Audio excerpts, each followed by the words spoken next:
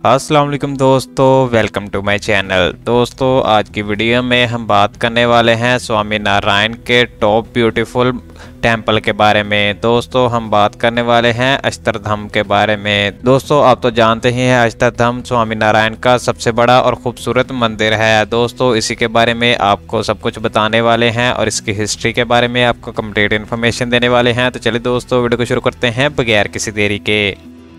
दोस्तों अक्षरधाम मंदिर को 6 नवंबर 2005 को आम पब्लिक के लिए खोल दिया गया था। और दोस्तों यहाँ पर इसके बारे में आपको इंटरेस्टिंग बात बताते चलें तो इस मंदिर को तकरीबन 10,000 साल पहले बनाया गया था और 2005 में इसे दोबारा से तामीर किया गया है। और दोस्तों इसे 2001 में तामीर करना शुरू किया गया था और 2005 में ये बनकर तैयार हो गया और लोगों के लिए खोल दिया गया है।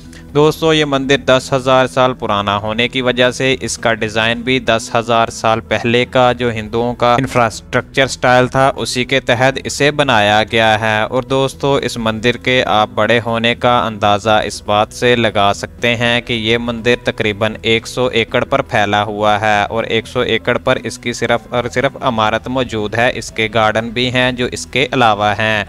दोस्तों यहाँ पर आपको इसके बारे में एक अमेजिंग चीज़ बताते चलें तो इस मंदिर में कोई भी कंक्रीट या स्टील का इस्तेमाल नहीं हुआ है। ये 100 एकड़ का पूरा मंदिर गुलाबी और सफ़ेद संगमरमर से बना है। इसके लिए दोस्तों 6,000 टन गुलाबी पत्थर मंगवाया गया था जो कि मुल्क के मुख्तलिफ हिस्सों से लाया गया था और इसमें सारा ही गुलाबी और सफ़ेद संगमरमर इस्तेमाल हुआ है। कोई भी स्टील या कंक्रीट इसमें इस्तेमाल नहीं किया गया है। और दोस्तों इसकी अगर लागत के बारे में बात की जाए तो सन 2000 में इस मंदिर को खड़ा करने में तकरीबन 400 करोड़ रुपए की लागत आई थी। जी हां दोस्तों 400 करोड़ रुपए का सिर्फ एक मंदिर ही बनाया गया है जो कि स्वामी नारायण जी को समर्पित कर दिया गया है। दोस्तों यहाँ पर एक स्वामी नारायण की मूर्ति भी मौजूद है जो कि तकरीबन 11 फुट ऊंची और बड़ी है, जिसे इंतहाई खूबसूरती से और उम्दा तरीके से बनाया गया है।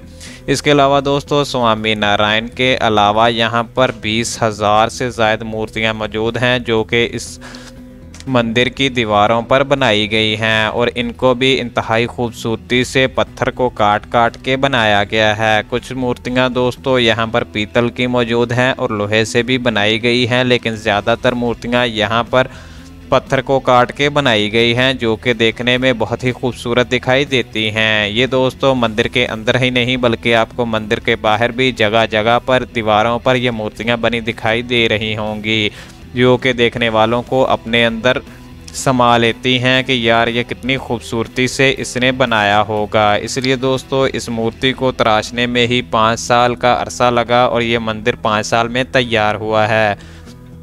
दोस्तों अगर आपने इस मंदिर को विज़िट करना हो तो आप सुबह 9 बजे से रात 8 बजे तक इस मंदिर में जा सकते हैं, लेकिन आपको 6 बजे के बाद टिकट नहीं मिलेगा।